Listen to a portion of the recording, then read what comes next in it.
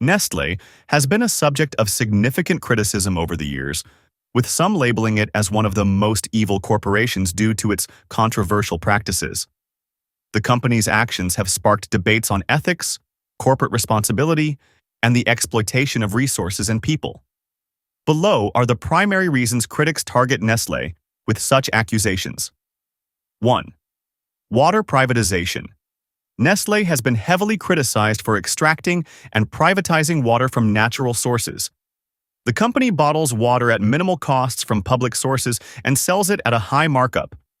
This has led to claims of depleting local water supplies. Communities in areas like Michigan, US, Pakistan, and Ethiopia have accused Nestle of exacerbating water shortages by overpumping local aquifers. Treating water as a commodity, former Nestle chairman Peter Brabeck-Letmeth once controversially suggested that water is not a universal human right, fueling outrage. 2. Infant formula scandals. Nestle faced backlash in the 1970s and beyond for its aggressive marketing of infant formula in developing countries. Critics accuse the company of misleading mothers, promoting formula as superior to breast milk, even in areas where clean water for mixing formula wasn't readily available. Endangering infants. Studies showed that babies fed with formula in unsanitary conditions faced higher rates of malnutrition and disease compared to those breastfed. 3. Child labor and exploitation.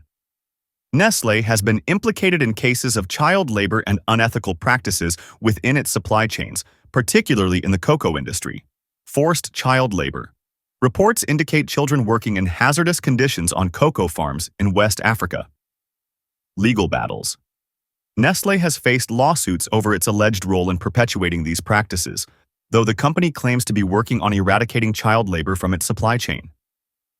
4. Environmental destruction. Nestle's operations have significant environmental impacts. Deforestation. The company has been linked to deforestation for palm oil production, contributing to habitat destruction and biodiversity loss. Plastic pollution. As one of the world's largest producers of single-use plastics, Nestle is frequently criticized for its role in the global plastic crisis. 5. Health and nutrition. Concerns ultra-processed foods. Many Nestle products are criticized for being high in sugar, salt, and fat, contributing to global obesity and health crises. Misleading marketing. Nestle has faced accusations of promoting unhealthy products, especially targeting children. 6. Corporate greed and exploitation. Aggressive lobbying. Nestle has used its financial power to influence governments and regulators, often prioritizing profits over ethics. Worker mistreatment. There have been allegations of poor working conditions and unfair wages in various Nestle factories and supply chains. Nestle's response. The company has made efforts to improve its image and address some criticisms, such as committing to sustainable sourcing of palm oil and cocoa, pledging to make all packaging recyclable by 2025, investing in programs to combat child labor and improve water access. Despite these initiatives, skeptics argue that these measures are often superficial or insufficient to address the deep-rooted issues. Final thoughts. Nestle's reputation as a villain stems from its history of prioritizing profits at the expense of vulnerable communities, the environment, and ethical practices. While the company has taken steps to address some criticisms, its past actions continue to fuel distrust.